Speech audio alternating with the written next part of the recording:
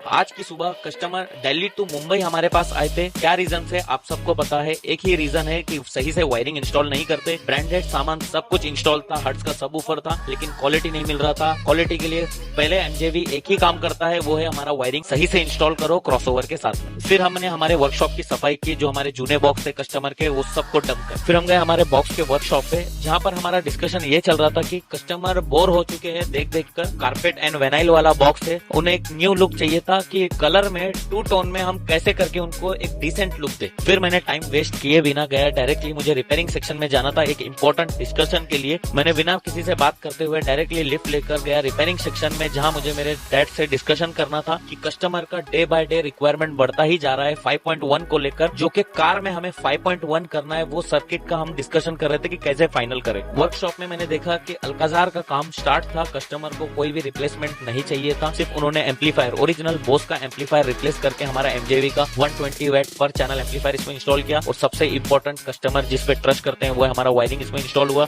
DSP को connect करके single subwoofer का कॉन्सेप्ट हमने किया, जो सराउंड इफेक्ट के साथ। आप शॉक हो जाओगे देखकर कि कस्टमर हैदराबाद से हमारे पास आए थे स्कोडा लेकर, जो उन्हें सिर्फ new launching 5 channel amplifier install करना था। ओरिजिनल जेबीएल के कंपोनेंट चारों डोर में इंस्टॉल थे, एम्पलीफायर इंस्टॉल था, पूरा हमें रिप्लेस करके न्यू लॉन्चिंग एनडीएल स्पीकर हमें इंस्टॉल करना पड़ा। विद क्रॉसओवर के साथ 5 चैनल एम्प पे हम सेटअप कंप्लीट किया। कस्टमर को हैदराबाद से आना वर्थ हुआ।